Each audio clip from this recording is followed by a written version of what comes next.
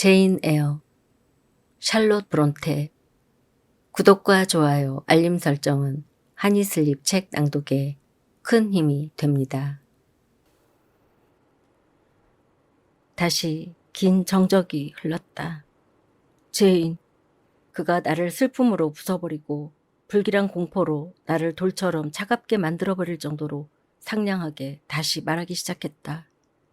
제인, 당신과 내가 각자 다른 길을 가자는 말이오? 네. 제인, 그가 몸을 굽혀 나를 포옹하며 지금 그렇게 할 작정이요? 네, 지금 말이오. 그가 내 이마와 뺨에 부드럽게 키스를 했다.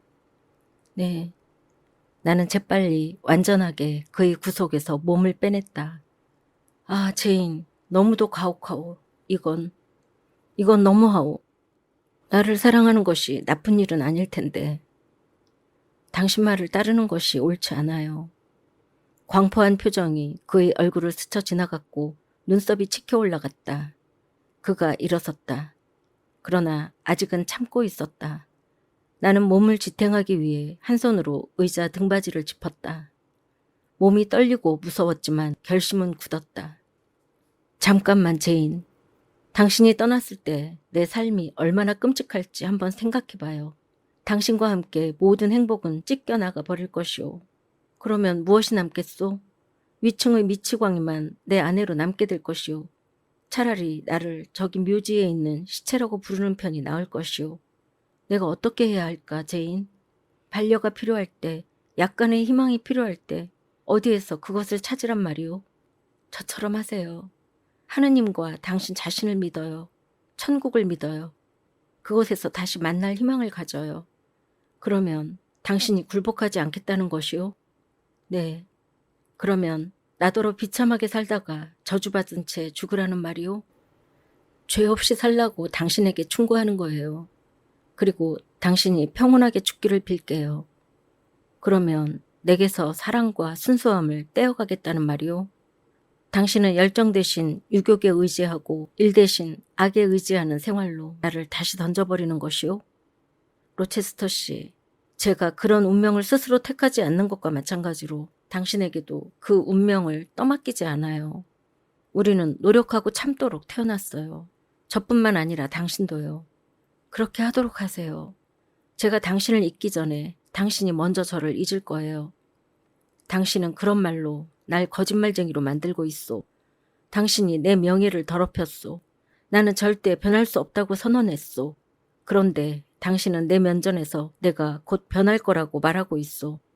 당신의 판단이 얼마나 비뚤어졌는지, 당신의 생각이 얼마나 잘못된 것인지 당신의 행동으로 증명되고 있소. 설사 지키지 않는다 해도 그로 인해 어느 누구에게도 해가 되지 않을 텐데 인간이 만든 법 하나를 지키지 않는 것보다 동료 인간을 절망으로 몰아넣는 쪽이 더 낫소? 나와 같이 산다 해도 노여워할 친척도 친지도 없지 않소? 이것은 사실이었다. 그가 말하는 동안 내 양심과 이성이 나를 배신하고 그에게 저항하는 것이 잘못이라고 나를 비난했다. 양심과 이성이 감정과 거의 똑같은 소리로 떠들어댔다. 감정이 거칠게 아우성을 쳐댔다. 아, 그냥 따르도록 해. 그의 불행에 대해 생각해봐. 그가 처한 위험에 대해 생각해봐. 혼자 남겨졌을 때 그가 어떤 상태일지 생각해봐. 그의 무모한 성격을 기억해. 절망 뒤에 따라올 무분별함에 대해 생각해봐. 그를 달래줘. 그를 구해줘. 그를 사랑해줘. 그를 사랑하고 그의 것이 되겠다고 말해줘.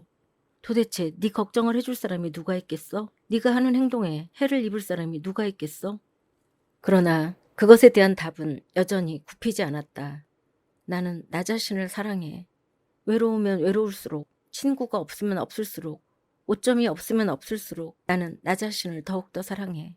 나는 하느님이 주시고 인간이 인정한 법을 지킬 거야. 지금 내가 그러는 것처럼 내가 미치지 않고 온전한 정신이었을 때 받아들였던 원칙들을 고수할 거야. 법과 원칙은 유혹이 없는 때를 위해 존재하는 게 아니야. 그것들은 몸과 영혼이 그 준엄함에 대항해서 반란을 일으킨 지금과 같은 그런 때를 위해 존재하는 거야. 그것들은 준엄해. 그것들은 절대 더럽혀져서는 안 돼. 내가 개인적인 편의를 위해 법과 원칙을 어긴다면 그것들이 가치가 어떻게 되겠어? 그것들은 가치가 있어. 나는 항상 그렇게 믿어왔어. 지금 그것을 믿을 수 없다면 그건 내가 제정신이 아니기 때문이야. 피가 불처럼 뜨겁게 흐르고 심장이 맥박을 잴 수 없을 정도로 빠르게 뛰고 있어서 완전히 제정신이 아니기 때문이야. 이전부터 믿어왔던 의견들과 이전의 결심들만이 이 순간 나를 지탱해 줄 거야. 그곳에 나는 발을 굳게 딛고 있을 거야. 나는 결심을 굳혔다. 로체스터 씨는 내 안색을 통해 내 결심이 굳음을 알았다. 그의 경로는 절정에 이르렀다. 무슨 결과가 벌어지건 그는 잠깐 동안 거기에 굴복해야 했다. 그가 마루를 가로질러 와서 내 팔을 잡고 허리를 껴안았다. 그가 불타는 시선으로 나를 삼켜버릴 듯이 바라보았다. 그 순간 나는 내 몸이 용광로에서 나오는 바람과 불길에 노출된 나무 그루터기처럼 무기력하다고 느꼈다. 나는 정신을 잃지 않으려고 애썼고 정신을 차리고 있으면 궁극적으로 안전하리라고 확신했다. 다행히 정신은 두 눈 속에 가끔은 무의식적이지만 여전히 충실한 통역자를 지니고 있었다. 나는 고개를 들어 그의 눈을 바라보았다. 그의 험상궂은 얼굴을 바라보면서 나도 모르게 한숨을 쉬었다. 그가 나를 아프게 붙잡고 있었고 나는 과도한 부담으로 기운이 다 빠져버린 상태였다. 이렇게 연약하면서도 고집센 사람을 본 적이 없소. 내 손 안에서 당신은 갈대처럼 느껴지오. 그리고 그가 세차게 내 몸을 흔들었다. 내 검지와 엄지손가락만으로도 당신을 구부릴 수 있을 것이오. 그런데 내가 구부린다 한들 그게 무슨 소용이 있겠소? 당신을 갈기갈기 찢고 부순다고 무슨 소용이 있겠소? 저 눈을 보시오. 단호하고 격렬하고 자유로운 것이 용기 이상의 것. 바로 그 준엄한 승리감을 가지고 밖을 내다보면서 내게 도전하는 것을 보시오. 내가 그것을 담고 있는 세 장을 어떻게 하건 절대 거기에 야성적이고 아름다운 그 존재에게 다가갈 수 없을 것이오. 내가 그 작은 감옥을 찢고 비틀어버리면 오히려 내 난폭함으로 결국 갇혀있던 포로를 놓쳐버릴 뿐이오. 나는 집을 정복할 수는 있지만 나 자신을 그 진흙집의 주인이라고 부르기도 전에 그 집에 살던 사람은 천국으로 탈출해버릴 것이오. 내가 원하는 것은 당신의 정신이요. 의지와 힘, 미덕과 순수함을 지닌 당신의 정신 말이오. 당신의 연약한 몸만을 원하는 것이 아니오. 원한다면 당신은 스스로 부드럽게 날아와 내 가슴에 둥지를 틀 것이오. 당신의 의지에 반해서 붙잡히면 당신은 향수처럼 붙잡으려는 손길을 빠져나갈 것이오. 당신의 향기를 들이마시기도 전에 당신은 사라져버릴 것이오. 아, 이리 와요, 제인. 이리 와요. 이렇게 말하면서 그가 나를 쥐고 있던 손을 풀고 그저 바라보기만 했다. 그 표정은 미친 듯이 잡아당기는 행위보다 오히려 저항하기가 훨씬 더 힘들었다. 그러나 지금 굴복한다면 바보 같은 짓이 되리라. 나는 그의 분노에 맞서 그 분노를 좌절시켰다. 그러나 이제는 그의 슬픔에서 도망쳐야 했다. 나는 문 쪽으로 갔다. 가는 것이오, 제인? 네, 가요. 날 두고 떠나는 것이오? 네. 나한테 오지 않을 작정이오? 날 위로하고 구원해주지 않겠소? 내 깊은 사랑과 격렬한 비애와 필사적인 기도가 당신에게는 전혀 아무것도 아니란 말이오? 그의 목소리에 얼마나 크고 형언할 수 없는 비애가 담겨 있었던가. 네, 가요. 라고 다시 한번 단호하게 말하기가 얼마나 힘들었던가. 제인, 로체스터 씨.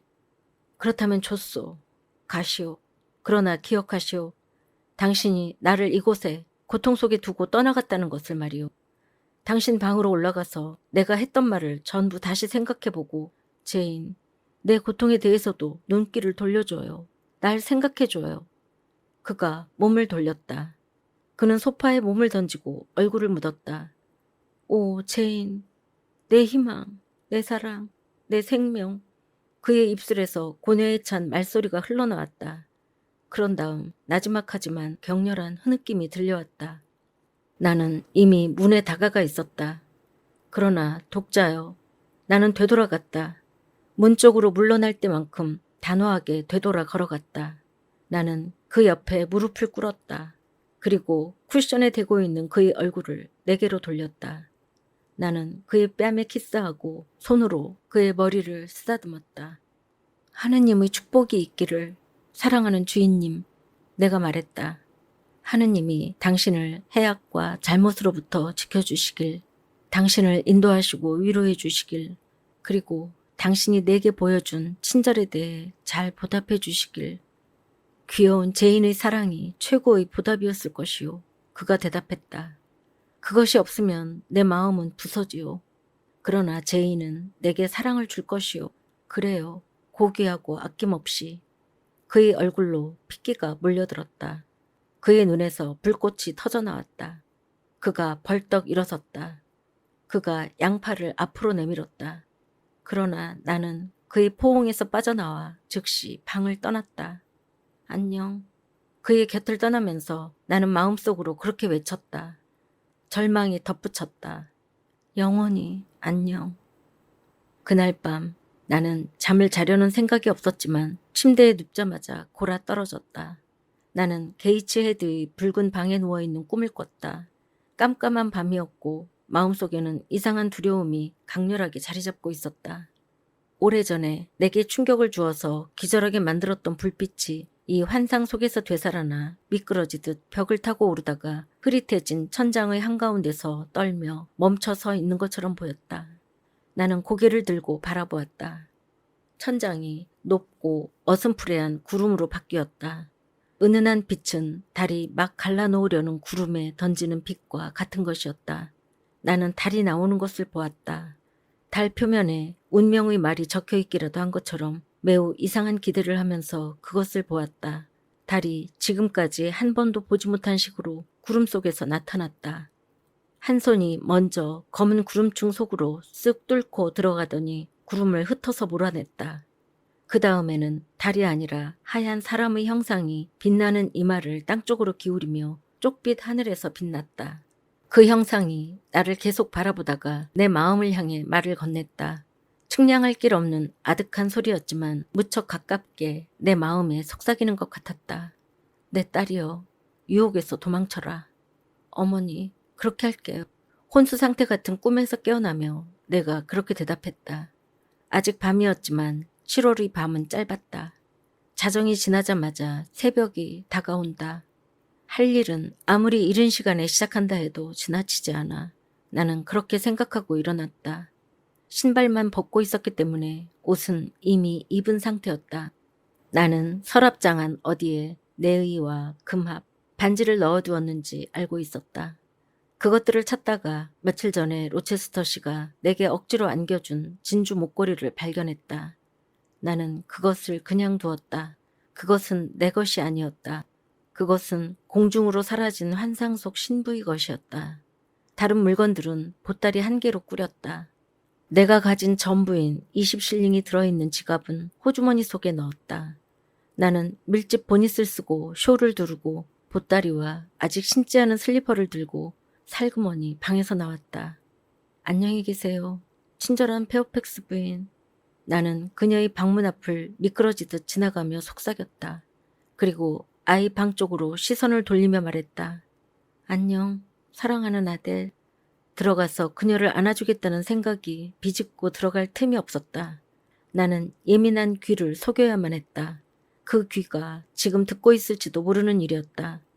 나는 멈추지 않고 그대로 로체스터 씨의 방 앞을 지나치려 했다.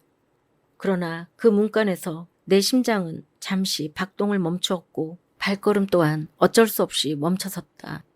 그곳에서는 잠자는 기색이 없었다. 주인이 방 안을 이리저리 불안하게 걸어다니고 있었다. 내가 듣고 있는 동안 그가 계속 한숨을 쉬었다. 내가 원하기만 하면 이 방 안에 천국이, 일시적인 천국이 있었다. 나는 그저 들어가서 말하기만 하면 되었다. 로체스터 씨, 죽을 때까지 평생 당신을 사랑하고 당신과 함께 살게요. 그러면 기쁨의 샘이 내 입술로 솟아오를 것이다. 나는 이에 대해 생각해 보았다. 지금 잠들지 못하고 있는 저 친절한 주인은 날이 밝아오기를 초조하게 기다리고 있었다. 그는 아침에 나를 부를 것이다. 나는 떠나야 했다. 그가 날 찾겠지만 소용없는 일이 될 것이다. 그는 자신이 버림받았다고 느낄 것이다. 자신의 사랑이 거절당했다고 느낄 것이다. 그는 괴로워하면서 아마 자포자기할 것이다. 나는 이에 대해서도 생각했다. 내 손이 자물쇠를 향해 움직였다. 나는 그것을 제지하고 계속 미끄러지듯 나아갔다. 서글픈 마음으로 나는 아래층으로 내려갔다. 나는 무엇을 해야 하는지 알고 있었고 기계적으로 행동했다. 부엌에서 연문의 열쇠를 찾았다.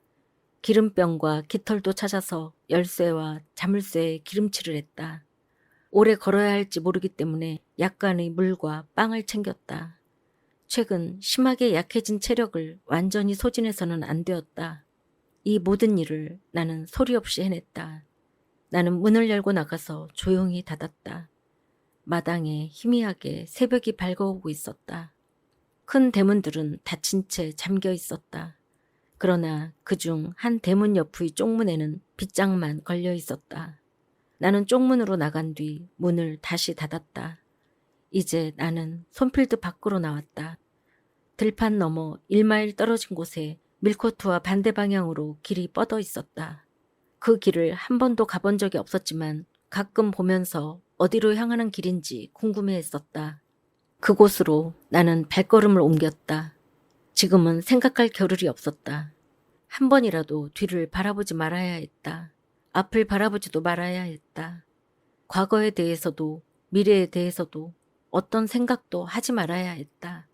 과거는 천국처럼 너무 달콤하고 죽음처럼 너무 슬픈 페이지이기도 해서 한 줄이라도 읽게 되면 용기가 점점 사라지고 기운이 빠질 것 같았다.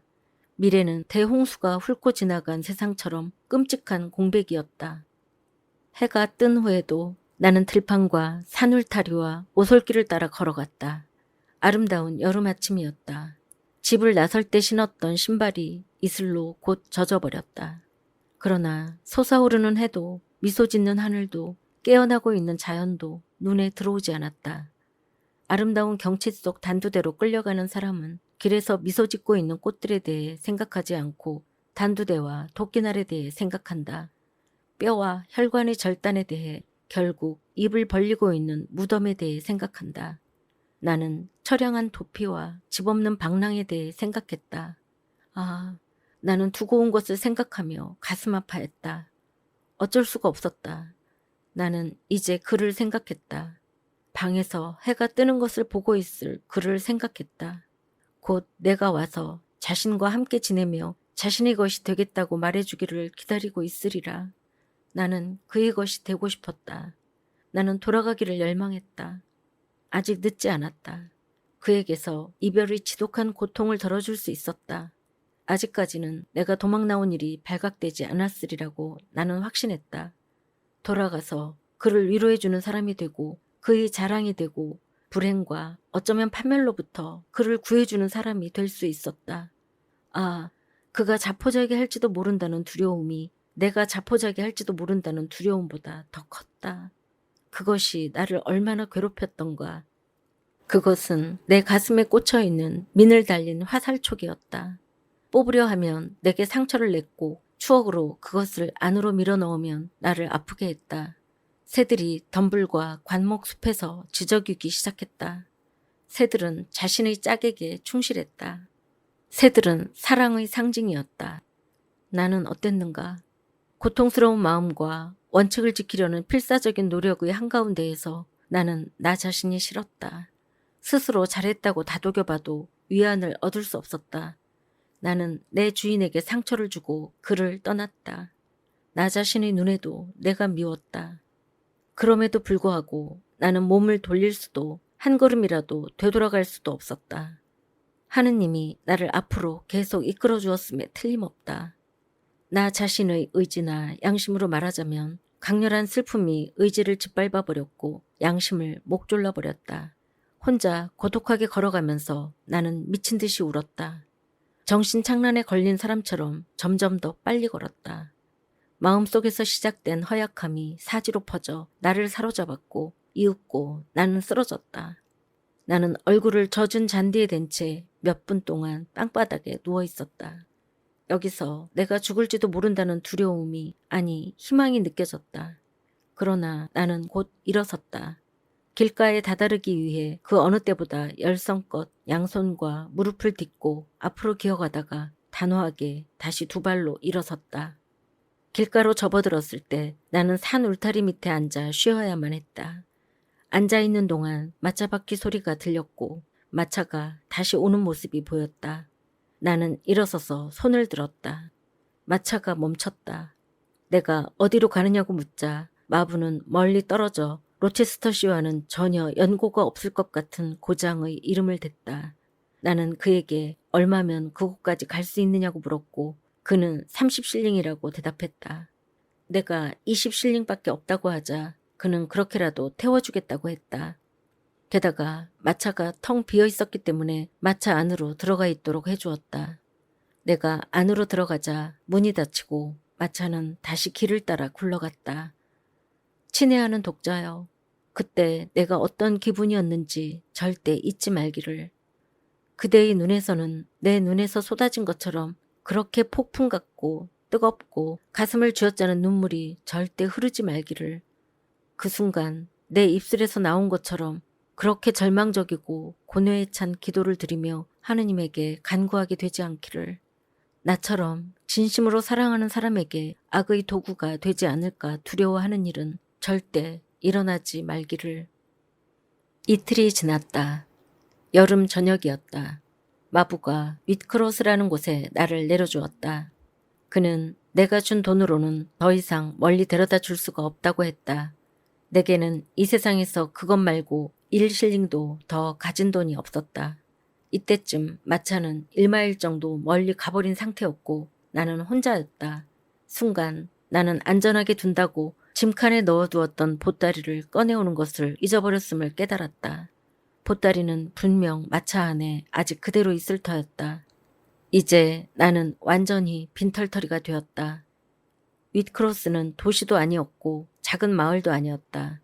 그것은 내 길이 교차하는 곳에 세워진 돌기둥에 불과했다. 돌기둥은 깜깜할 때 먼 곳에서도 잘 보이도록 하얀 칠이 되어 있었다.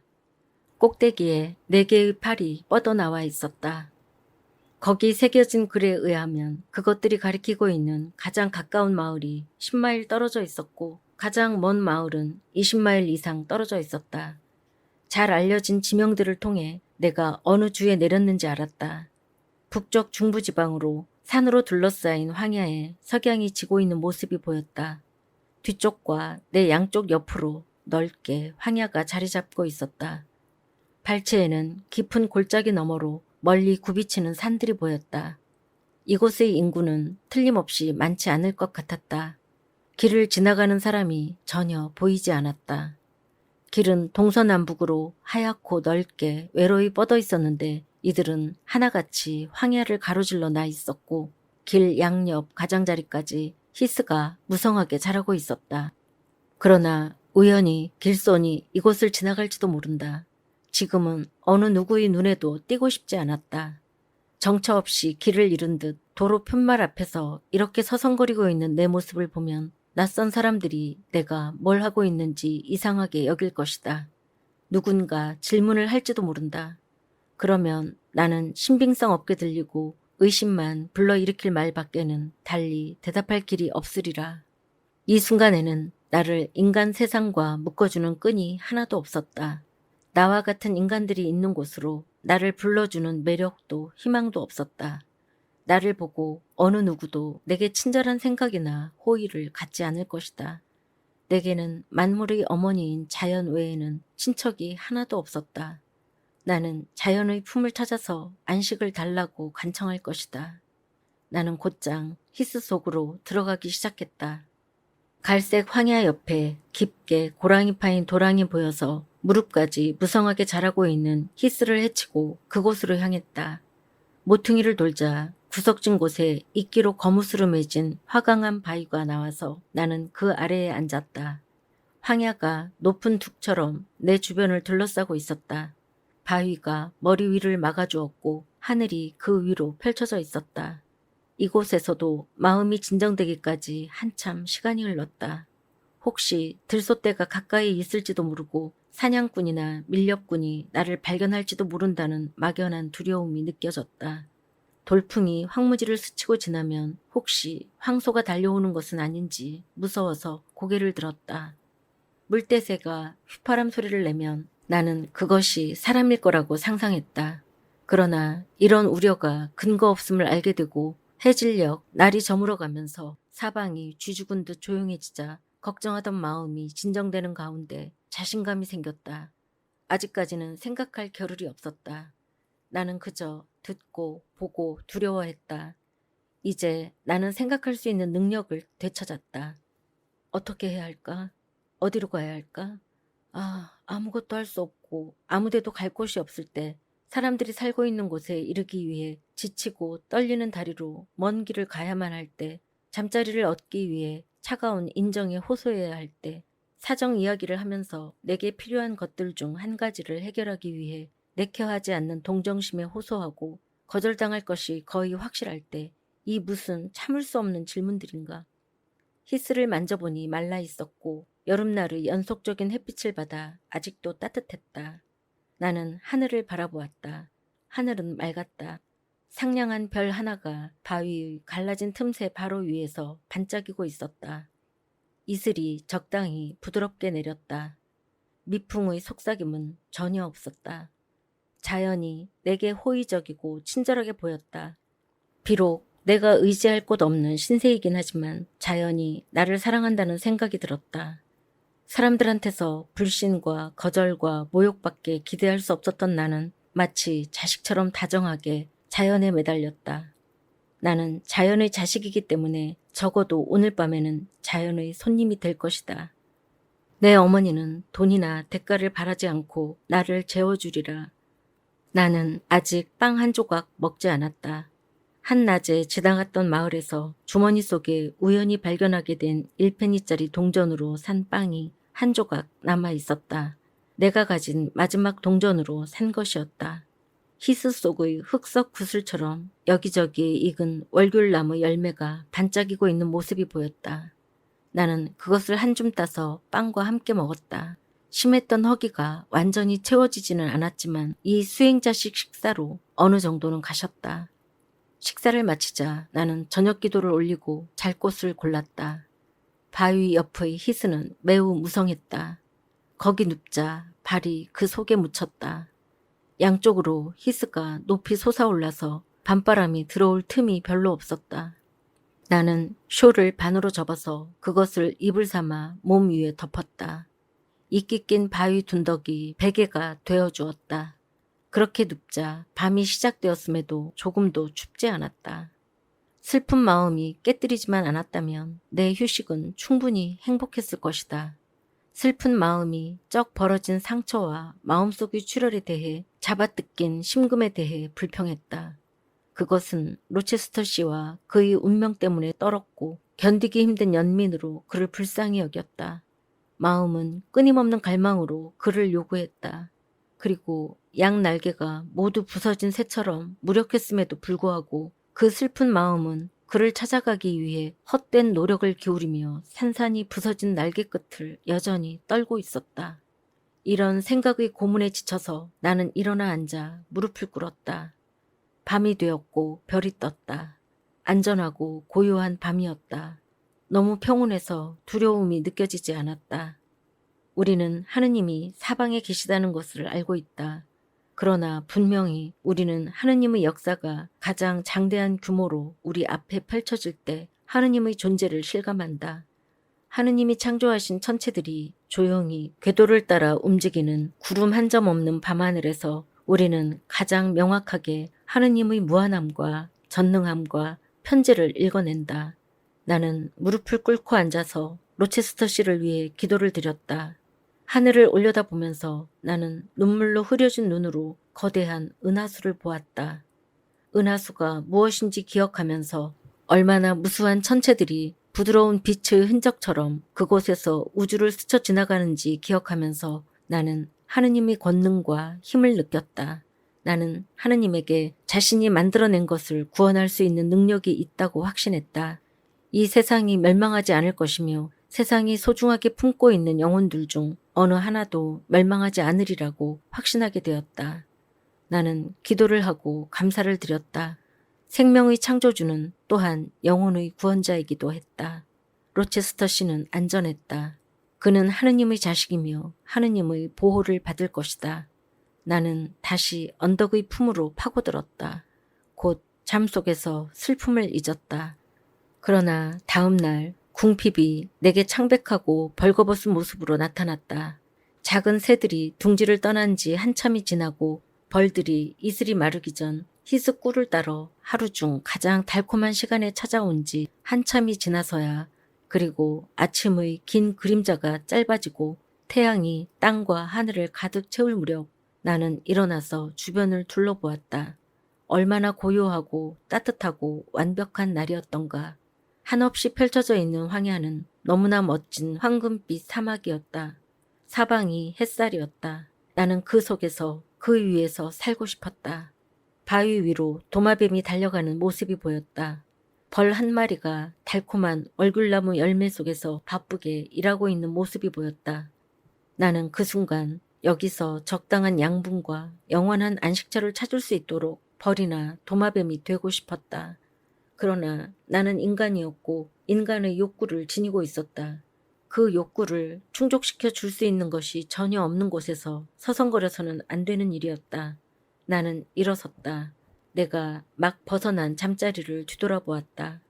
미래에 대해 절망적이었지만 나는 이것만을 바랐다. 나를 만들어낸 창조주가 그날 밤 내가 자는 동안 내게서 영혼을 되돌려 받아갈 방법을 잘 생각해 보셨기만을. 죽음에 의해 운명과 더 이상 싸우지 않도록 이 지친 몸이 이제는 조용히 썩어서 평화롭게 이 황야의 흙과 섞이기만을 바랐다. 그러나 목숨은 그 모든 욕구와 고통과 책임과 함께 아직도 내게 남아 있었다. 짐은 반드시 옮겨야 했고 욕구는 충족시켜야 했으며 고통은 참아야 했고 책임은 다해야 했다. 나는 출발했다. 나는 다시 윗크로스로 가서 이제는 뜨겁게 높이 떠있는 해를 등지고 갈 수 있는 길을 따라갔다. 해를 등진다는 것 외엔 다른 조건을 따져서 길을 선택할 의사가 없었다. 나는 오랫동안 걸었다. 그리고 거의 충분히 걸었다는 생각이 들어서 나를 억누르는 피로에 양심적으로 굴복하려는 순간 이 강요된 행동을 늦추고 가까이 보이는 돌 위에 앉아서 마음과 다리를 무겁게 만드는 무감각함에 저항 없이 굴복하려는 찰나 교회 종소리가 들려왔다. 소리가 나는 쪽으로 몸을 돌리자 1시간 전부터는 그 변화와 풍경에 더 이상 주목하지 않게 된 낭만적인 언덕들 사이에 작은 마을과 첨탑이 보였다. 오른쪽에 있는 골짜기 전체가 온통 목초지와 옥수수밭과 숲이었다. 그리고 반짝이는 시냇물이 다양한 색조의 녹색과 익어가는 곡식, 음침한 숲, 맑고 햇살 가득한 목초지 사이로 꼬불꼬불 흐르고 있었다. 내 앞에 놓인 길로 다가오는 마차 바퀴의 덜거덕거리는 소리에 정신을 차려보니 무겁게 짐을 실은 집마차가 힘겹게 언덕을 올라오고 있었고 저만치 그리 멀지 않은 곳에 2마리의 소와 소를 몰고 가는 사람이 보였다. 사람들의 삶과 노동이 가까이 있었다. 나는 계속 싸워나가야 했다. 나머지 다른 사람들과 마찬가지로 나도 살기 위해 애쓰고 열심히 일해야 했다. 오후 2시쯤 나는 마을에 들어갔다. 하나밖에 없는 길 맨 끝쪽으로 창문에 빵덩어리들을 진열해 놓은 작은 가게가 있었다. 나는 그 빵이 탐이 났다. 그걸 먹으면 어느 정도 기운을 차릴 수 있을 것 같았다. 그 빵을 먹지 않으면 더 이상 길을 계속 가기가 힘들 것 같았다. 나와 같은 인간들 속에 들어가자마자 기운과 원기를 얻고자 하는 소망이 생겨났다. 마을의 길바닥에서 굶주림으로 기절하면 창피스러울 거라고 생각했다. 저 빵과 바꿀 만한 것이 내게 하나도 없을까? 나는 곰곰이 생각해 보았다. 내 목에는 작은 실크 손수건이 묶여 있었다. 장갑도 있었다. 빈곤의 극한 상황에서 사람들이 어떻게 하는지 알 수가 없었다. 이 물건들 가운데 어느 것 하나라도 받아줄지 알 수 없었다. 어쩌면 받아주지 않을지도 모른다. 그러나 시도는 해봐야 했다. 나는 가게로 들어갔다. 한 여자가 있었다. 차림새가 괜찮은 나를 보고 숙녀라고 생각한 그녀가 공손하게 내게 다가왔다. 뭘 드릴까요? 나는 부끄러움에 사로잡혔다. 준비해 두었던 부탁의 말을 하려는데 입이 떨어지질 않았다. 반쯤 다른 장갑과 구겨진 손수건을 차마 내놓을 수가 없었다. 게다가 그러는 게 우스꽝스러울 것 같다고 느껴졌다. 나는 피곤해서 그러니 잠깐만 앉아 있어도 되느냐고 물었다. 손님인 줄 알았다가 실망한 그녀가 차갑게 내 부탁에 응했다. 그녀가 의자를 가리켰다. 나는 그곳에 털썩 주저앉았다. 눈물이 나오려고 했다. 그러나 눈물을 흘리는 것이 얼마나 우스꽝스럽게 보일지 알고 있었기 때문에 나는 눈물을 참았다. 그리고 곧 그녀에게 물었다. 마을에 재봉사나 보통 바느질을 하는 사람이 있나요? 네, 두세 사람 정도요. 일감에 비해 딱 적당하죠. 나는 생각에 잠겼다. 이제는 궁지에 몰렸다. 궁핍과 대면해야만 하는 상황에 이르렀다. 나는 방책도 친구도 동전 한 푼도 없는 입장이었다. 무엇이든 해야만 했다. 무엇을 할까? 어디서든 일자리를 구해야 했다. 그렇다면 어디에서? 혹시 근처에 하녀가 필요한 집을 알고 있어요? 아니요, 몰라요. 이곳에서는 사람들이 주로 어떤 직업을 가지고 있나요? 주로 무슨 일들을 하죠? 몇 사람은 농장 일꾼이고 대부분은 올리버 씨의 바늘 공장과 주물 공장에서 일해요. 올리버 씨가 여자들도 고용하나요? 아니요, 그건 남자들 일이에요. 그러면 여자들은 무슨 일을 하나요? 몰라요. 그녀가 대답했다. 이런저런 일을 해요. 가난한 사람들은 닥치는 대로 일해서 먹고 살아요. 그녀는 내 질문에 지겨워진 것 같았다. 사실 내가 무슨 권리로 그녀를 귀찮게 하겠는가. 이웃이 한두 사람 들어왔다. 내가 앉아있는 의자가 필요할 것 같았다. 나는 그곳을 나왔다. 나는 길을 따라 걸어 올라가며 좌우에 있는 집들을 전부 살펴보았다. 그러나 어떤 집에도 들어갈 구실이나 동기를 찾아낼 수가 없었다. 조금 걸어갔다가 되돌아왔다 하면서 1시간 이상 마을을 빙빙 돌아다녔다. 너무 지쳤고 이제는 배가 너무 고파서 옆 샛길로 들어가 산 울타리 밑에 앉았다. 시간이 얼마 지나지 않아 나는 다시 일어서서 또다시 뭔가를 살아갈 방책이나 적어도 정보 제공자를 찾기 시작했다. 오솔길 맨 위쪽으로 앞에 정원이 딸린 조그맣고 아담한 집이 있었다. 정원은 매우 깨끗했고 꽃이 만발해 있었다. 나는 그 앞에서 멈췄다. 무슨 볼일로 내가 그 하얀 현관문에 다가가거나 반짝이는 노커를 두드릴 수 있을까? 나를 도와주는 것이 그 집에 사는 사람들에게 어떤 식으로 이익이 될 수 있을까? 그럼에도 불구하고 나는 가까이 다가가서 문을 두드렸다. 착해 보이는 얼굴에 깔끔하게 옷을 입은 젊은 여인이 문을 열었다. 절망적인 마음과 쓰러질 것 같은 몸에서나 나올 수 있는 몹시 낮고 머뭇거리는 목소리로 혹시 하녀가 필요하지 않느냐고 물었다. 아니요. 그녀가 말했다. 우리는 하녀를 두지 않아요. 혹시 무슨 일이건 제가 일할 만한 곳을 좀 알려주실 수 있나요? 내가 말을 이었다. 이곳이 처음이라 아는 사람이 전혀 없어요. 무엇이든 일자리가 필요해서요. 그러나 나를 위해 생각해보거나 나를 위해 일자리를 찾아주는 것은 그녀와 상관없는 일이었다. 게다가 그녀가 보기에 내 인품이나 신분이나 이야기가 틀림없이 대단히 의심스럽게 보였을 것이다. 그녀는 고개를 저으며 아무것도 알려드리지 못해 죄송해요 라고 말했다. 하얀 문이 매우 부드럽고 정중하게 닫혔다. 그녀가 조금만 더 문을 열고 있었다면 나는 틀림없이 빵 한 조각을 구걸했을 것이다. 이제는 내가 바닥까지 내려왔기 때문이다. 나는 지저분한 마을로 돌아가고 싶지 않았다. 게다가 거기서는 도움을 받을 가망이 전혀 보이지 않았다. 나는 멀지 않은 곳에 보이는 숲으로 들어가고 싶었다. 짙은 그늘이 기분 좋은 은신처를 제공해 줄 수 있을 것 같았다. 그러나 굶주림으로 너무 아프고 기운 없고 괴로웠기 때문에 나는 본능적으로 먹을 것을 얻을 수 있는 가능성이 있는 인가 근처를 계속 헤매고 다녔다. 헉이라는 독수리가 그렇게 내 옆구리에 부리와 발톱을 받고 있는 동안에는 고독이 고독이 아니었고 휴식이 휴식이 아니었다. 나는 인가로 다가갔다가 되돌아오고 다시 다가갔다가 되돌아왔다. 무엇을 부탁할 권리, 내 고립된 운명에 대해 관심을 기대할 권리조차도 없다는 생각 때문에 계속 물러났다. 내가 그렇게 길 잃은 배고픈 개처럼 소성이는 동안 오후가 지나갔다. 들판을 가로질러 가다 보니 앞에 교회 첨탑이 보였다. 나는 서둘러 그곳으로 갔다. 묘지 근처의 정원 한가운데에 작지만 잘 지어진 집이 있었다. 나는 그 집이 틀림없이 목사관일 거라고 생각했다. 친구 하나 없는 낯선 고장에 도착해서 일자리가 필요한 사람들이 목사에게 소개와 도움을 청한다는 사실이 기억났다. 스스로 돕고자 하는 사람들을 적어도 조언으로라도 도와주는 것이 목사의 의무였다. 이곳에서는 내게 도움을 청할 권리 같은 것이 생긴 듯했다.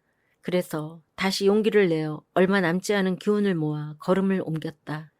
그 집에 도착해서 나는 부엌문을 두드렸다. 나이 든 여자가 문을 열었다. 나는 이곳이 목사관이냐고 물었다. 그런데요. 목사님이 안에 계신가요? 아니요. 곧 돌아오실 건가요? 아니요. 댁에 가셨어요.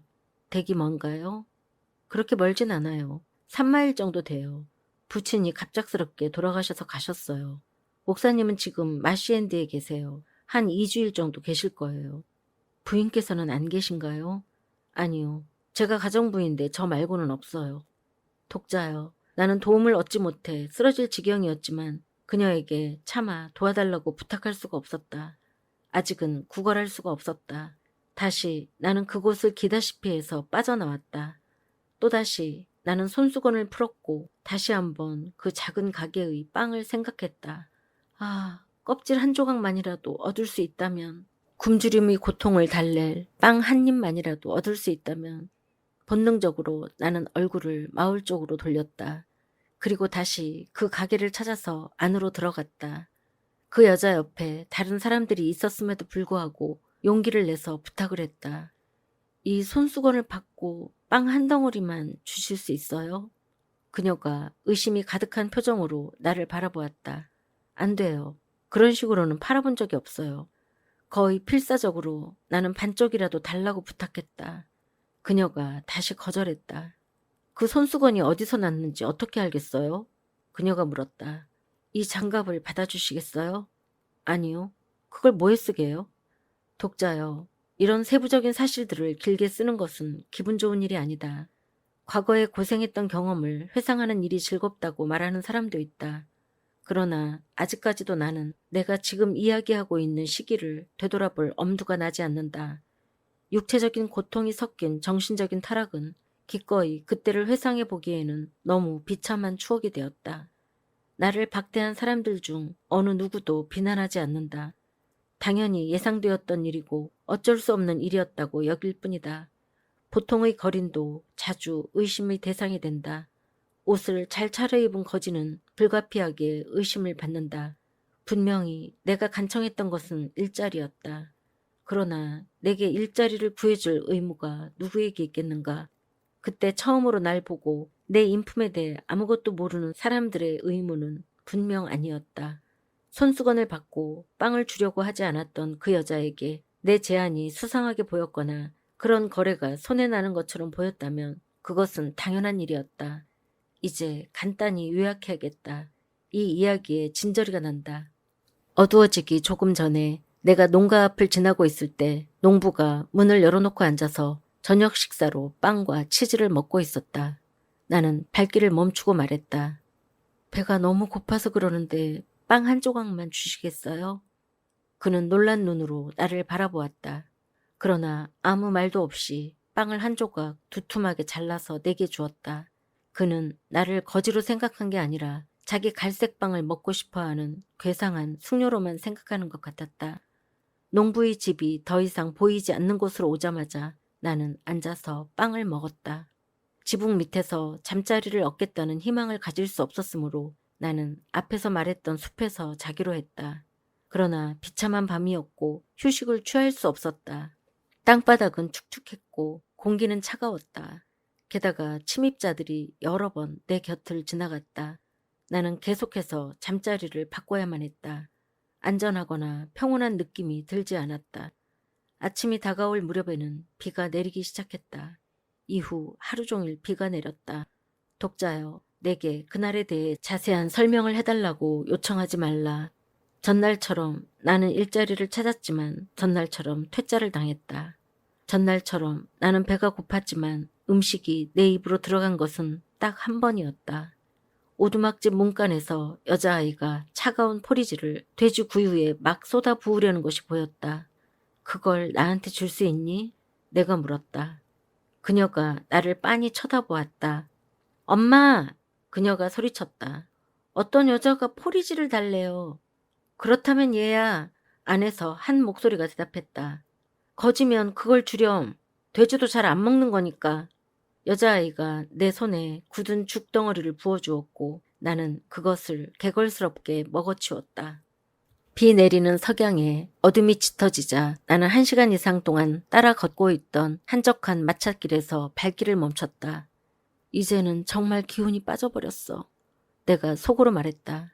더 멀리 갈 수 없을 것 같아. 오늘 밤에도 다시 집 밖에서 지내야 하는 건가? 이렇게 비가 내리는데 차갑고 젖은 땅바닥에 머리를 기대야 하는 건가?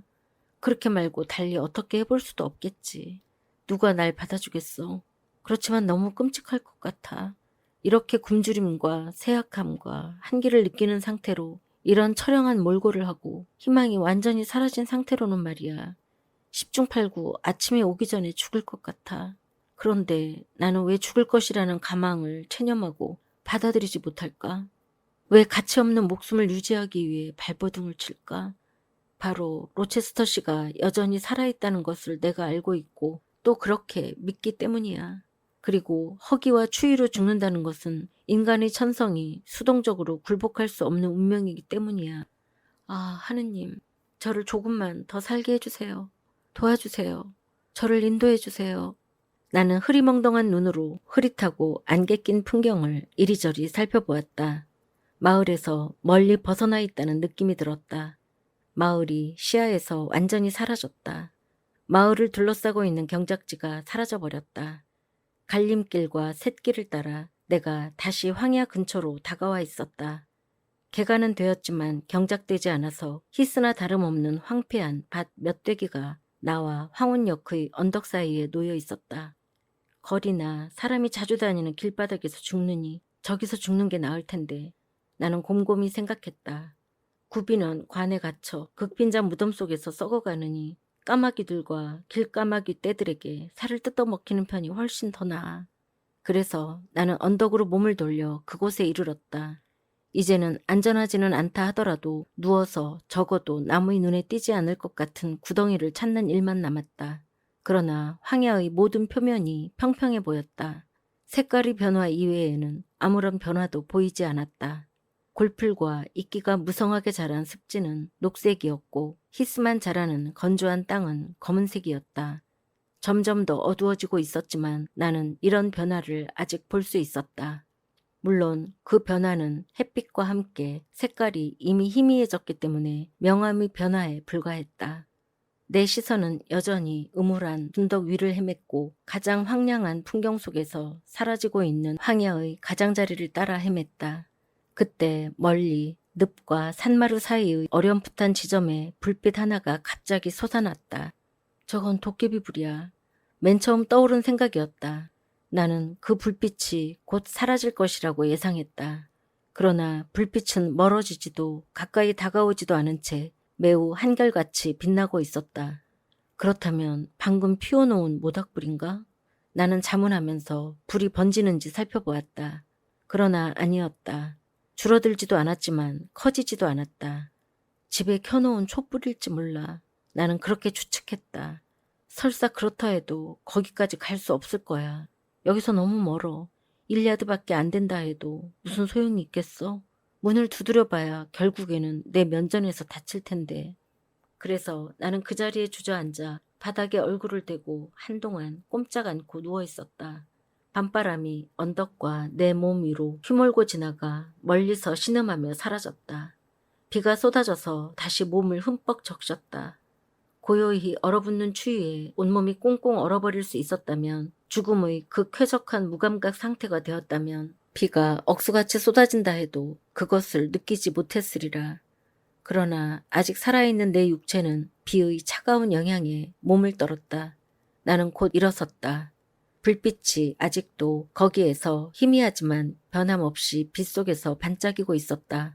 나는 다시 걸어보기로 했다. 나는 불빛을 향해 천천히 지친 다리를 끌었다. 불빛은 내가 지친 다리로 언덕을 비스듬히 오르고 겨울에는 도저히 지나갈 수 없었을 큰 늪을 지나도록 이끌었다. 한여름인데도 그곳은 질퍽거리고 미끄러웠다. 여기서 나는 2번 넘어졌다. 그러나 넘어질 때마다 기운을 다시 불러 모았다.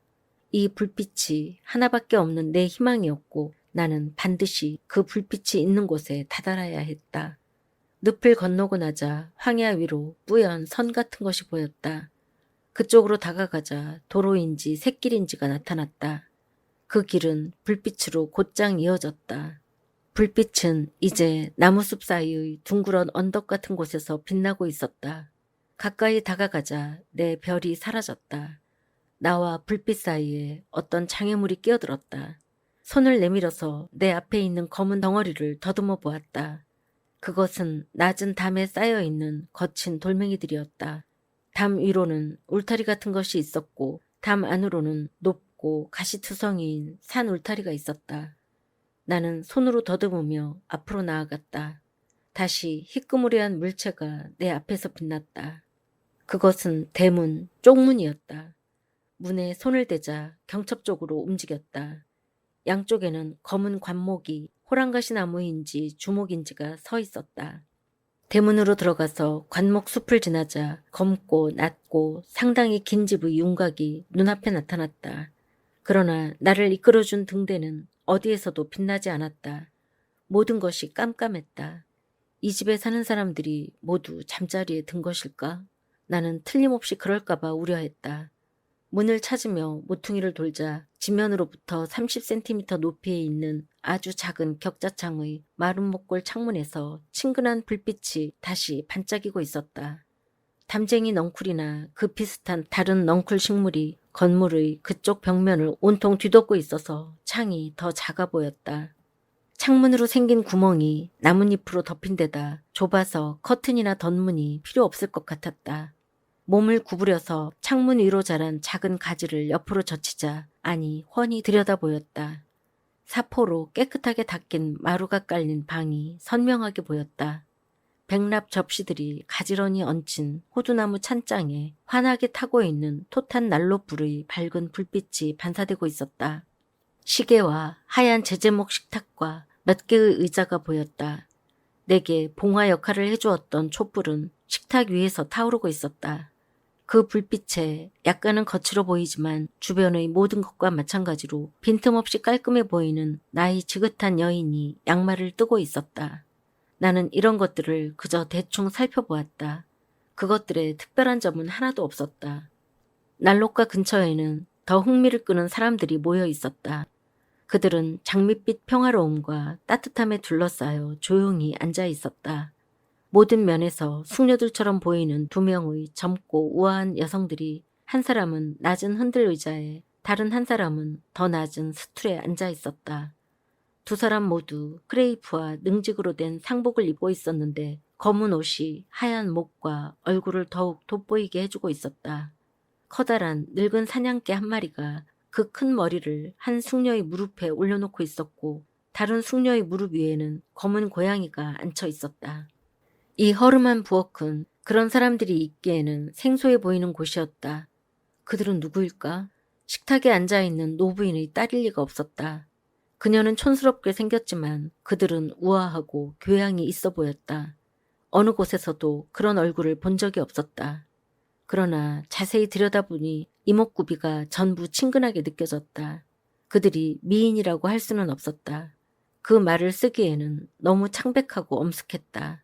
책 위로 고개를 숙이고 있을 때 그들의 모습은 거의 엄격하게 느껴질 정도로 심각해 보였다.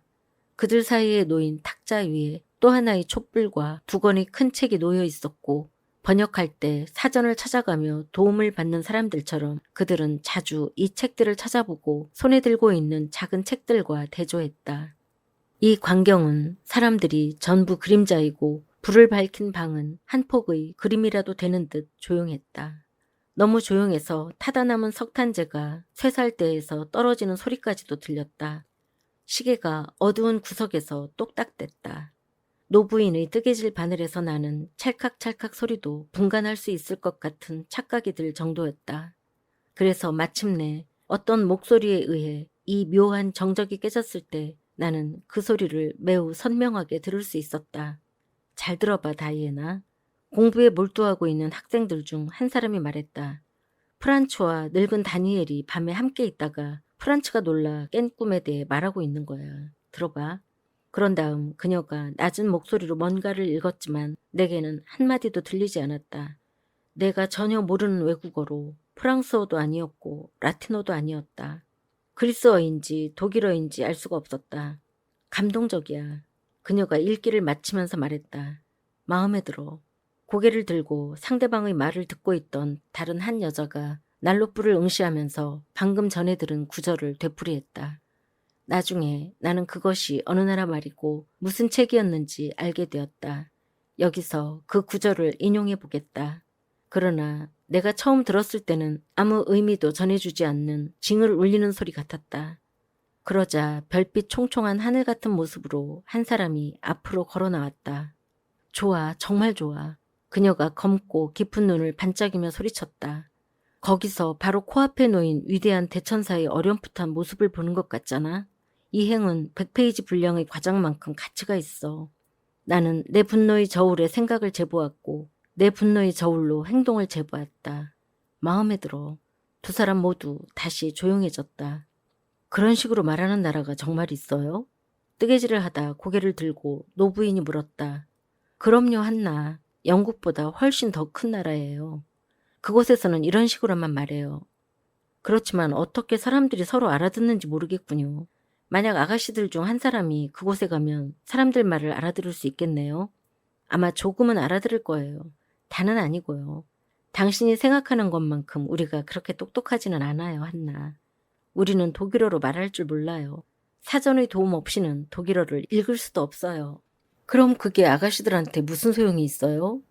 언젠가 그것을 가르치려고요. 적어도 기본적인 것들만이라도 말이에요. 그러면 지금보다 돈을 더 많이 벌 수 있을 거예요. 그렇겠네요. 그러나 공부는 그만해요. 오늘 밤에는 충분히 했어요. 나도 그렇게 생각해요. 어쨌든 나는 피곤한데 메리, 너는 어때? 몹시 피곤해. 어쨌든 선생님도 없이 사전만 가지고 외국어를 공부한다는 건 힘든 일이야. 그래.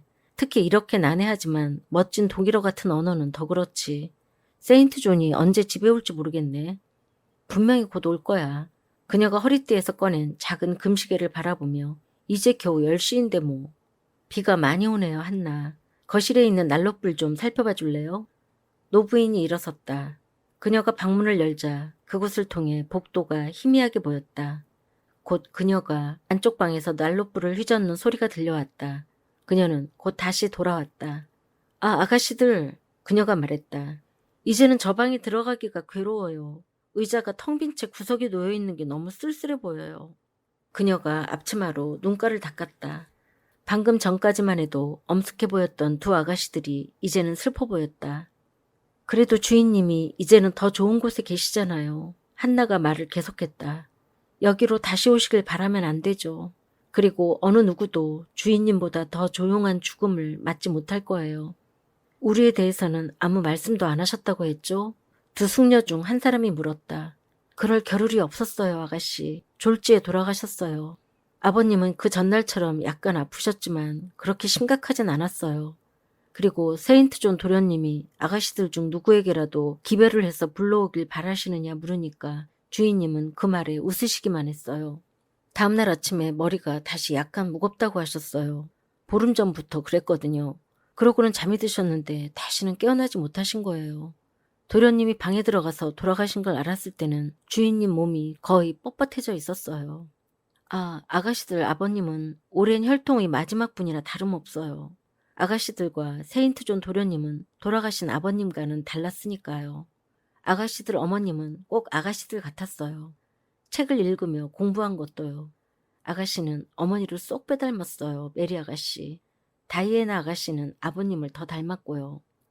내게는 그 두 사람이 너무 닮아 보였기 때문에 늙은 하인이 무엇이 다르다고 하는지 알 수 없었다. 나는 이제 그녀가 하인이라고 결론을 내렸다. 두 사람 모두 흰 피부에 호리호리한 체격이었다. 두 사람의 얼굴 모두 기품 있고 지적이었다. 한 사람의 머리 색깔이 다른 사람보다 분명히 더 진했고 머리 모양이 달랐다. 메리의 연한 갈색 머리채는 양갈래로 따 늘어뜨린 반면 다이애나의 검은 머리는 굵은 고수머리로 목덜미를 덮고 있었다. 아가씨들은 분명 저녁 식사를 하고 싶을 거예요. 한나가 말했다.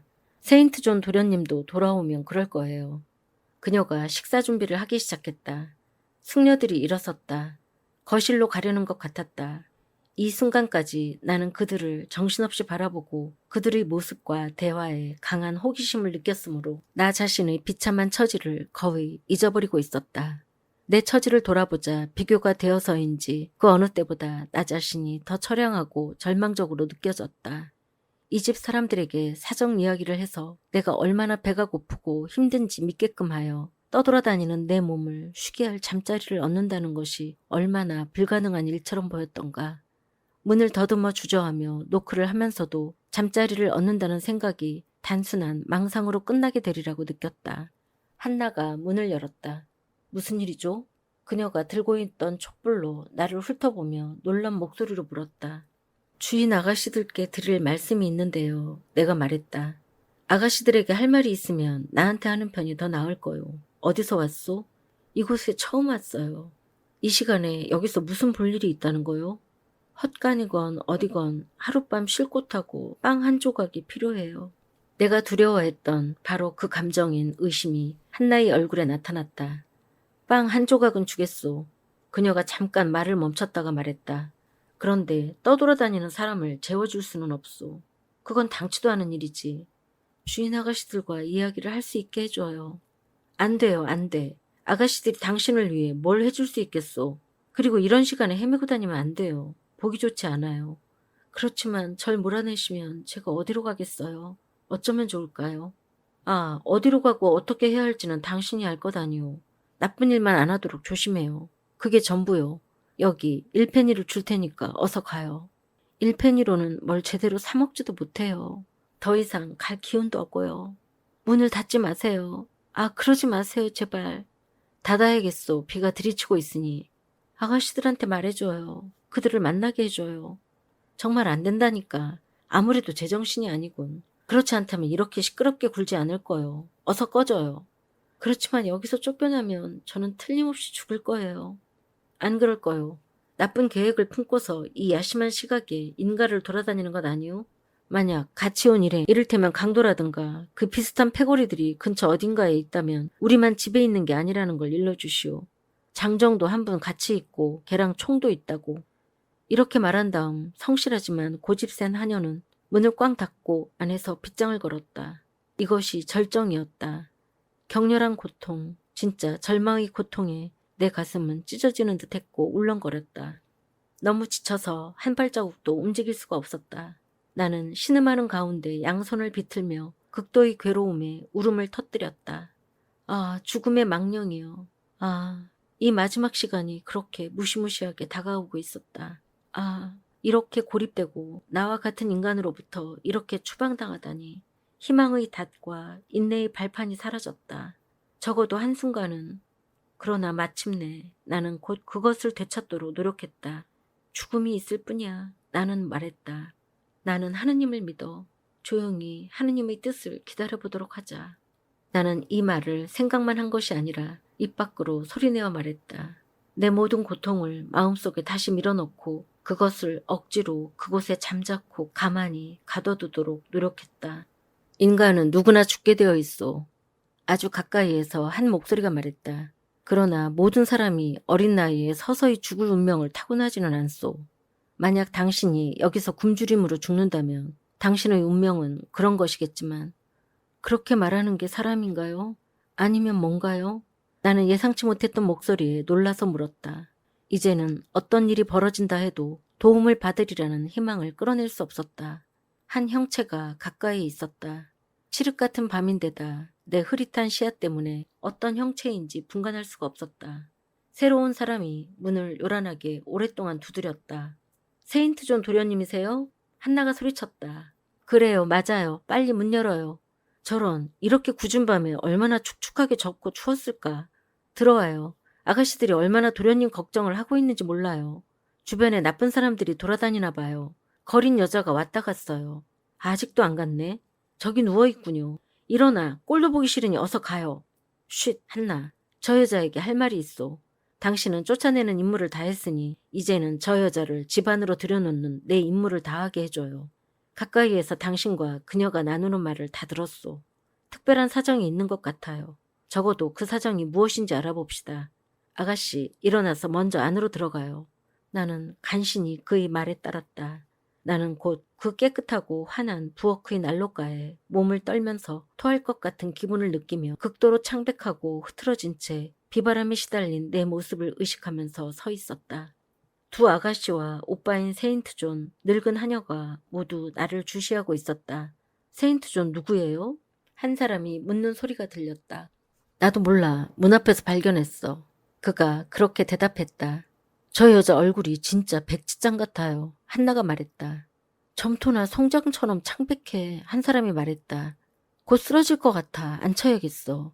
실제로 머리가 어지러워서 쓰러졌지만 의자가 나를 받쳐주었다. 나는 당장 말을 할 수는 없었지만 아직 의식을 지니고 있었다. 물을 먹이면 정신을 차릴지 모르겠어. 한나, 물 좀 가져와요. 그런데 완전히 지친 것 같아. 얼마나 여유고 창백한지. 유령 같아요. 아픈 걸까? 아니면 그냥 배가 고픈 걸까? 배가 고픈 것 같아요. 한나, 그거 우유예요? 그것하고 빵 한 조각만 줘요. 그녀가 내게로 몸을 구부릴 때 나와 난로불 사이에 늘어진 긴 곱슬 머리를 보고 나는 그녀가 다이애나라는 것을 알았다. 다이애나가 빵을 뜯어서 우유에 적신 다음 내 입술에 대주었다. 그녀의 얼굴이 내 얼굴 가까이에 있었다. 그 얼굴에서 나는 연민의 빛을 보았고 그녀의 가쁜 숨에서도 동정심을 느꼈다. 그녀의 간단한 말에도 향유 같은 감정이 담겨 있었다. 먹어봐요. 그래요, 어서 먹어봐요. 메리가 부드럽게 되풀이했다. 그리고 메리의 손이 내 젖은 보닛을 벗기고 머리를 들어 올려주었다. 나는 그들이 내게 주는 것을 처음에는 기운 없이 그러나 곧 정신없이 먹었다. 처음에는 너무 많이 주면 안 돼. 그만 먹게 해. 오빠가 말했다. 그걸로 충분해. 그가 우유잔과 빵 접시를 뒤로 뺐다. 조금만 더요, 세인트 존. 그녀의 눈에 먹고 싶어하는 빛이 가득하잖아요. 지금 더 먹어선 안 돼. 이제 말을 할 수 있는지 시켜봐. 이름을 물어봐. 나는 말을 할 수 있을 것 같아서 대답했다. 제 이름은 제인 엘리엇입니다. 신원이 발각될까 두려워서 전부터 나는 가명을 쓰기로 결심했었다. 그럼 어디 살아요? 친구들은 어디에 있어요? 나는 아무 말도 하지 않았다. 아는 사람을 불러줄까요? 나는 고개를 저었다. 어떻게 된 일인지 이야기해 줄 수 있어요? 어쨌든 이제는 이 집의 문지방을 일단 넘어서 집주인들과 얼굴을 맞대고 이야기를 나눌 수 있었기 때문에 쫓겨나 방랑하고 다니며 넓은 세상으로부터 버림받았다는 느낌이 더 이상 들지 않았다. 나는 내 본래의 태도와 성격을 되찾기 위해 용감하게 구걸하는 것을 연기시켰다. 그리고 다시 한번 나 자신을 기억해내기 시작했다. 그런 다음 세인트 존 씨가 설명을 요구했을 때 당장은 너무 기운이 없어서 말을 할 수 없었기에 잠깐 침묵을 지키다가 입을 열었다. 오늘 밤에는 자세하게 말씀드릴 수가 없어요. 그럼 내가 어떻게 해주길 바라오? 아무것도 없어요. 내가 대답했다. 기운이 없어서 대답을 짧게 할 수밖에 없었다. 다이애나가 그 말에 대꾸했다. 그럼 우리가 지금 당신에게 필요한 도움을 다 주었다는 말인가요? 그녀가 물었다. 우리가 당신을 비 내리는 밤에 황야로 내쫓아도 된다는 말이에요? 내가 그녀를 바라보았다. 그녀의 얼굴이 힘과 선의로 가득 찬 잘생긴 얼굴이라고 생각했다. 나는 돌연 용기가 생겼다. 그녀의 자비로운 시선에 미소를 지으며 내가 말했다. 당신을 믿을게요. 주인 없는 길 잃은 개라 해도 저를 오늘 밤 난로가에서 쫓아내지 않으리라는 걸 알고 있어요. 이렇게 대해주시니 사실 두렵지 않아요. 편하신 대로 마음대로 하세요.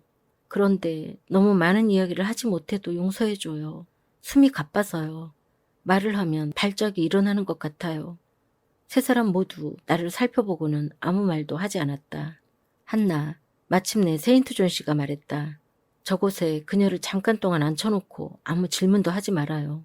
10분 후에 저기 있는 나머지 우유와 빵을 줘요. 메리와 다이애나는 거실로 들어가서 이 문제를 상의해보자. 그들이 나갔다. 곧 숙녀들 중 한 사람이 돌아왔다. 누군지 알 수가 없었다. 따뜻한 난로불 옆에 앉아있자 일종의 기분 좋은 혼수 상태가 엄습해왔다. 낮은 목소리로 그녀가 한나에게 뭔가 지시를 내렸다. 곧 나는 하녀의 부축을 받으며 간신히 계단을 올라갔다. 물이 뚝뚝 떨어지는 옷이 벗겨지고 곧 따뜻하고 보송보송한 침대가 나를 맞아주었다. 나는 하느님에게 감사드렸다. 말로 표현할 수 없는 피로 속에서 넘치는 상쾌한 즐거움을 경험했다. 나는 잠이 들었다. 이후 사흘 밤낮에 대한 기억은 내 마음속에서 매우 희미하다. 그 기간 동안 느낀 몇 가지 느낌은 기억할 수 있다. 그러나 거의 생각을 하지 않았고 어떤 행동도 하지 않았다. 내가 작은 방의 좁은 침대에 누워 있었다는 것은 알았다. 그 침대에 내가 뿌리라도 내린 것 같았다. 나는 돌처럼 꼼짝도 하지 않고 침대에 누워 있었다. 그것으로부터 날 떼어내는 것은 날 죽이는 것이나 다름없었다. 나는 시간의 흐름을 아침에서 정오로, 정오에서 저녁으로의 변화를 전혀 의식하지 못했다. 누가 방에 들어오거나 나가는 것을 바라보았고 그들이 누구인지 알 수도 있었다. 말하는 사람이 내 옆에 서 있으면 무슨 말인지도 알아들었다. 그러나 대답을 할 수는 없었다. 입을 열거나 사지를 움직이는 일이 똑같이 불가능했다. 하녀인 한나가 나를 가장 자주 찾아왔다. 그녀가 찾아오는 것이 나는 싫었다. 그녀가 날 쫓아내고 싶어 한다는 느낌이 들었다. 그녀가 나나 내 처지를 이해하지 못하고 나에 대해 안 좋은 편견을 가지고 있다는 느낌이 들었다. 다이애나와 메리는 하루에 한두 번 방에 들어왔다. 그들은 내 침대 옆에서 이런 말들을 속삭였다. 그녀를 안으로 받아들이길 정말 잘했어. 맞아. 밤새 밖에 내버려뒀더라면 틀림없이 아침에 현관 앞에 죽은 채로 발견되었을 거야. 그녀가 무슨 일을 겪었는지 궁금해. 우리가 듣지도 보지도 못한 고생을 했을 거야. 가엾게 바싹 여의고 창백한 얼굴로 방랑을 하고 다닌 것 같아. 말하는 태도로 보면 교육을 못 받은 사람 같지는 않아. 말씨에 사투리도 없고, 그리고 벗어놓은 옷도 흙탕물이 튀고 젖긴 했지만 낡지도 않았고 괜찮아. 독특한 얼굴이야. 살이 없고 마른 얼굴이긴 하지만 마음에 들어. 건강 상태가 좋아지고 활기가 돌아오면 괜찮은 얼굴일 것 같아. 그들의 대화 중 내게 베푼 환대를 후회하거나 나를 의심하거나 싫어하는 말을 한마디라도 들어본 적 단 한 번도 없었다. 나는 안심했다. 세인트 존 씨는 딱 한 번 왔다. 그는 나를 바라보고 내 혼수 상태가 오랫동안의 과도한 피로에서 생겨난 반응의 결과라고 말했다. 그는 의사를 부를 필요는 없다고 단언하면서 내버려두면 자연히 알아서 잘 치유해 주리라고 확신했다. 모든 신경이 어떤 식으로든 무리를 하고 나면 한동안은 몸 전체가 잠을 자야 한다고 말했다. 병에 걸린 것은 아니기 때문에 일단 회복 단계에 접어들면 금방 회복될 거라고 추측했다. 그는 이런 의견을 조용하고 낮은 목소리로 전했다. 그리고 잠시 말을 멈췄다가 거리낌 없이 의견을 말하는 데 익숙하지 않은 남자의 어조로 덧붙였다. 상당히 특이한 인상이야. 저속하거나 타락해 보이는 인상은 분명히 아니고. 정반대죠. 다이애나가 대답했다. 사실대로 말하면 세인트 존, 내 마음은 불쌍한 저 작은 사람에게 상당히 끌리고 있어요. 우리가 그녀를 계속 돌보아 줄 수 있으면 좋겠어요. 그럴 가능성은 거의 없어 보이는데 그가 대답했다. 친구들과 오해가 생겨서 분별력을 잃고 집을 나온 양갓집 아가씨일지도 모르잖아. 어쩌면 우리가 그녀를 그들에게 돌려보낼 수도 있을 거야. 그녀가 고집만 부리지 않으면 말이야. 그런데 그녀의 강한 얼굴 모습을 보면 유순할 것 같지는 않아. 그가 몇 분 동안 서서 나를 찬찬히 살펴보았다. 똑똑해 보이긴 한데 전혀 예쁜 얼굴은 아니야. 너무 아파서 그래요, 세인트 존. 아프건 건강하건 수수한 얼굴이야. 우아함과 아름다움의 조화가 부족한 얼굴이야. 사흘째 되는 날 나는 나아졌다. 나흘째에는 말도 하고 움직이게 되어 침대에서 일어나거나 돌아 누울 수도 있었다.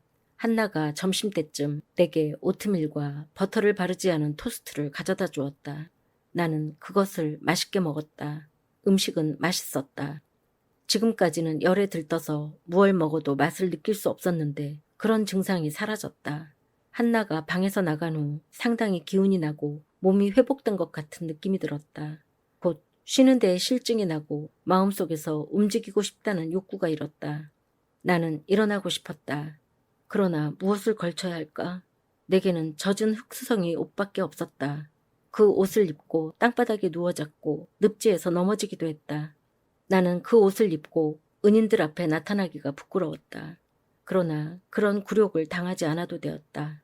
침대 옆의 의자 위에 내 옷들이 전부 깨끗하게 빨려서 마른 상태로 놓여 있었다. 내 검은색 실크 외투는 벽에 걸려 있었고 늪의 흔적은 말끔히 지워져 있었다. 젖어서 생긴 주름은 매끈하게 펴져 있었다. 이제는 외투가 상당히 괜찮아 보였다. 신발과 양말도 깨끗하게 세탁이 되어서 보기 흉하지 않았다. 방 안에 세수할 수 있는 도구와 머리를 매만질 수 있는 빗이 있었다. 5분마다 쉬어가면서 나는 힘겹게 옷을 입었다. 살이 빠져서 옷이 헐렁했지만 숄로 빠진 살을 가리고 나자 다시 말끔하고 모양새가 나쁘지 않은 상태가 되었다. 내가 너무나 싫어했고 나를 품위 없어 보이게 했던 흙 얼룩이나 더러움의 흔적이 하나도 남아있지 않았다. 난간에 의지해서 돌계단을 다시피 내려가 좁고 낮은 복도에 이르자 곧 부엌으로 가는 길을 찾을 수 있었다.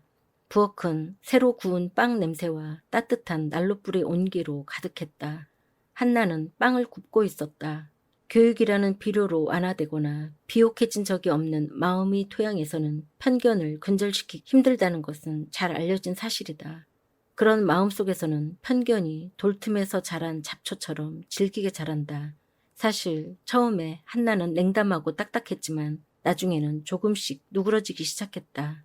그녀는 내가 단정하게 차려입고 들어오는 모습을 보고 미소를 짓기까지 했다. 저런, 일어났네. 그녀가 말했다. 그렇다면 좋아진 거군요. 원한다면 난로가의 내 의자에 앉아요.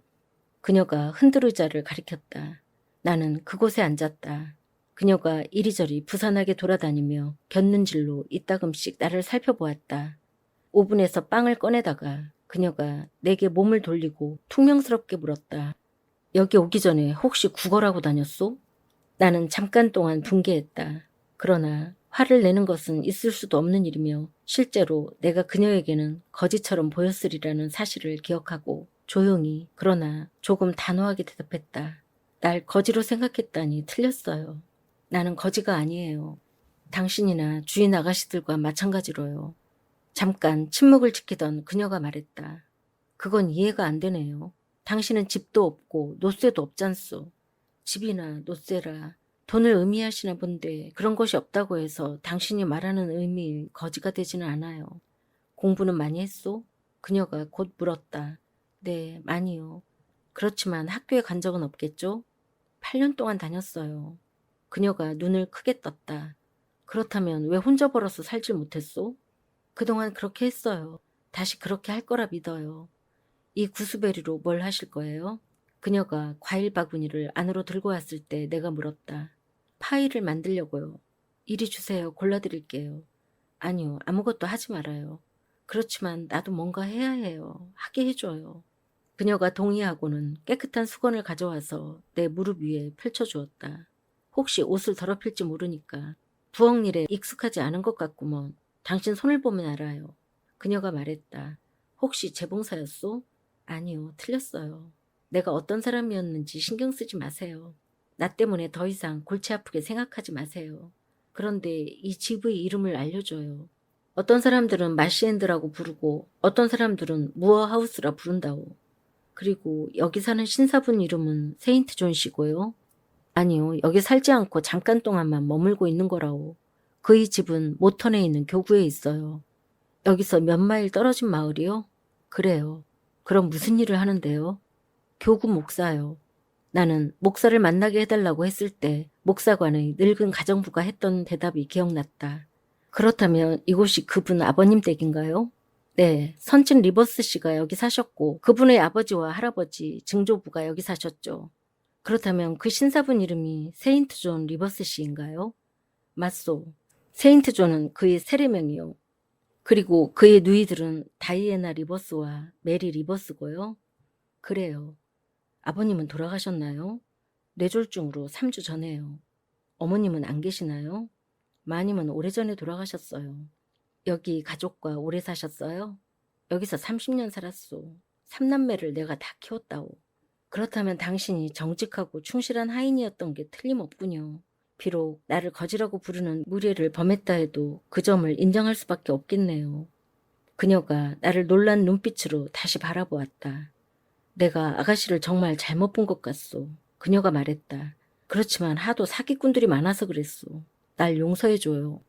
그리고 걔라도 내치지 말아야 할 밤에 나를 문전박대하려고 했지만 말이에요. 내가 상당히 엄격하게 말을 이었다. 글쎄 그러기가 힘들었소. 그렇지만 어떻게 해요. 나 자신보다 아가씨들 생각을 더 많이 했으니까. 불쌍한 아가씨들. 나 말고는 돌봐줄 사람이 아무도 없으니 말이오. 나는 항상 경계를 늦추면 안 돼요. 나는 몇 분 동안 엄숙하게 침묵을 지켰다. 날 너무 나쁘게 생각하지 말아요. 그녀가 다시 말했다. 그러나 나는 당신을 나쁘게 생각해요. 내가 말했다. 그리고 그 이유를 알려줄게요. 내게 비바람 피할 곳을 주기 거절했다거나 나를 사기꾼으로 간주했기 때문이라기보다는 방금 전에 노쇠도 집도 없는 사람이라고 날 비난했기 때문이에요. 동서고금의 가장 훌륭한 사람들 중에는 나만큼 가난한 사람들이 있었어요. 당신이 기독교인이라면 가난을 죄악으로 간주해서는 안 돼요. 앞으로는 절대 안 그러겠소. 그녀가 말했다. 세인트 존 도련님도 내게 그렇게 말한다오. 내가 잘못했다는 거 알아요. 이제는 아가씨에 대해 예전과 완전히 다른 생각을 가지고 있다오. 아가씨가 몸집은 작지만 매우 품위 있는 사람으로 보여요. 그러면 됐어요. 이제 당신을 용서해 줄게요. 악수해요. 그녀가 밀가루가 잔뜩 묻은 뿔처럼 단단한 손으로 내 손을 잡았다. 다시 한번 진심에서 우러나오는 미소가 그녀의 거친 얼굴을 환하게 밝혀주었다. 그리고 그 순간부터 우리는 친구가 되었다. 한나는 이야기하기를 좋아하는 게 분명했다. 과일을 고르고 파이를 구울 반죽을 만드는 동안 그녀는 내게 작고한 주인과 마님에 대해 그녀가 젊은 주인들을 부르는 호칭인 아이들에 대해 잡다한 이야기를 들려주었다. 선친 리버스 씨는 매우 평범한 사람이었지만 신사였고 어느 가문 못지않게 오래된 가문 출신이었다. 마시엔드는 처음 지어졌을 때부터 리버스 가문 소유였다. 그리고 그녀는 그것이 아래쪽 모턴 골짜기에 있는 올리버 씨의 대저택과 비교하면 작고 소박하게 보이지만 200년이나 된 집이라고 단언했다. 그러나 그녀는 빌 올리버 씨의 아버지가 바늘을 만드는 날품팔이 일꾼이었던 반면 리버스가는 모턴 교회 교구의 기록부를 살펴보면 누구나 알 수 있듯이 헨리 왕조 시절의 신사계급이었다고 기억했다. 그럼에도 불구하고 그녀는 돌아가신 주인님도 다른 사람들하고 비슷했어요. 보통 사람들하고 조금도 다르지 않았다오. 사냥과 농사일 등에 열중했거든요. 라며 인정했다. 그러나 마님은 달랐다. 그녀는 책을 많이 읽었고 공부를 많이 했다. 아이들은 어머니를 닮았다. 이런 점에서는 역대 그들 같은 아이들이 없었다고 해도 과언이 아니었다. 그들 셋 모두 말을 할 수 있게 되면서부터 공부하는 것을 좋아했고 항상 독학을 했다. 세인트 존 씨는 커서 대학을 졸업하고 목사가 되었다. 아가씨들은 학교를 졸업하자마자 가정교사 일자리를 구했다. 그들이 그녀에게 말해준 바에 따르면 몇 년 전 리버스 씨가 돈을 맡겨둔 사람이 파산하면서 많은 돈을 잃었기 때문에 자식들한테 물려줄 수 있을 만큼 재산이 넉넉하지 않았다. 그래서 그들 스스로 돈을 벌어야 했다. 그들은 오랫동안 집을 떠나 있다가 이번에 아버지의 죽음으로 몇 주 동안 집에 와서 머물렀다. 그들은 마시엔드와 모턴, 이 황야와 주변의 언덕들을 무척 좋아했다. 또한 그들은 런던과 여러 대도시에서 지냈지만 집처럼 좋은 곳은 없다고 항상 말했다. 그들은 서로 너무 사이가 좋아서 한 번도 싸우거나 다툰 적이 없었다. 그녀는 그렇게 화목한 가족을 본 적이 없다고 말했다. 구스벨이 고르는 일을 마친 후 나는 두 숙녀와 그녀들의 오빠가 지금 어디에 있느냐고 물었다. 산책하러 모턴에 갔어요. 반시간 후면 차를 마시러 돌아올 거요. 그들은 한나가 말한 시간 안에 돌아와 부엌문으로 들어왔다. 세인트 존 씨는 나를 보고 인사를 한 다음 그냥 지나갔지만 두 숙녀는 발길을 멈췄다. 메리는 내가 아래층에 내려올 수 있을 만큼 나은 것을 보니 기쁘다며 친절하고 차분하게 몇 마디 건넸다. 다이애나는 내 손을 잡고 머리를 저었다. 아래층에 내려와도 되는지 내 허락을 받을 때까지 기다렸어야죠. 그녀가 말했다. 아직도 너무 창백하고 야유였어요. 불쌍한 아가씨, 불쌍한 아가씨. 다이애나의 목소리가 구구거리는 비둘기 소리처럼 바뀌었다. 그녀의 눈은 내가 기분 좋게 시선을 맞출 수 있는 눈이었다. 그녀의 얼굴 전체가 내게는 매력으로 가득했다. 메리의 얼굴도 똑같이 지적으로 보였고 그 생김새도 똑같이 예뻤다. 그러나 그녀의 표정은 더 내성적이었고 태도는 부드럽기는 하지만 더 냉담했다. 다이애나는 상당히 권위 있어 보였고 권위 있게 말하기도 했다. 그녀에게는 분명히 의지가 있었다. 천성적으로 나는 그녀가 지니고 있는 것과 같은 권위에 따르고 내 양심과 자존심이 허용하는 한에서 적극적인 의지에 따르는데 기쁨을 느꼈다. 그런데 여기 무슨 일로 내려왔어요? 그녀가 말을 계속했다. 여기는 당신이 있을 곳이 못 돼요. 메리와 나는 집에서는 제멋대로 보일 정도로 자유롭고 싶어서 때때로 부엌에 앉아있곤 하지만 당신은 손님이니까 거실로 가야 해요. 여기 있으니까 무척 좋은데요. 안 돼요. 한나가 소란스럽게 이리저리 움직이면서 당신을 밀가루로 덮어 씌우잖아요. 게다가 불이 당신에게는 너무 뜨거워요. 메리가 끼어들었다. 그렇고 말고요. 그녀의 동생이 덧붙였다. 어서요. 우리 말 들어요. 그리고 여전히 내 손을 잡은 채 그녀가 나를 일으켜서 안쪽 방으로 데리고 갔다. 저기 앉아 있어요. 그녀가 나를 소파에 앉히면서 말했다. 우리가 옷 좀 벗고 차 준비를 하는 동안에요. 마음이 내킬 때 혹은 한나가 빵을 굽거나 차를 끓이고 빨래를 하거나 다림질을 할 때 우리 손으로 식사 준비를 하는 것이 이 작은 황야의 집에서 우리가 누릴 수 있는 또 하나의 특권이에요. 그녀가 문을 닫고 나를 세인트 존 씨와 단둘이 있게 남겨두고 갔다. 그는 맞은편에서 책인지 신문인지를 손에 들고 앉아 있었다. 나는 먼저 거실을 둘러본 다음 그곳에 있는 사람을 살펴보았다. 거실은 무척 소박하게 꾸며진 상당히 작은 방이었지만 깨끗하고 정돈이 잘 되어 있어서 편안했다. 구식 의자들은 매우 반짝거렸고 호두나무 탁자는 거울 같았다. 다른 시대의 남녀를 그린 몇 점의 기이하고도 오래된 초상화들이 얼룩진 벽에 걸려 있었다. 유리문이 달린 장에는 몇 권의 책과 옛 도자기 한 쌍이 들어있었다. 방에는 불필요한 장식은 하나도 없었다. 사이드 테이블 위에 놓인 한 쌍의 바느질함과 자단으로 만든 숙녀용 책상을 제외하고는 현대적인 가구는 한 점도 없었다.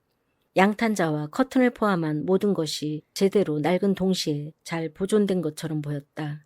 벽에 걸린 희미한 그림들처럼 가만히 앉아서 읽고 있는 지면에 시선을 고정시킨 채 입을 다물고 있는 세인트 존 씨는 살펴보기가 매우 쉬웠다. 그가 사람이 아니라 조각상이었다 해도 더 쉽게 살펴볼 수 없었을 것이다.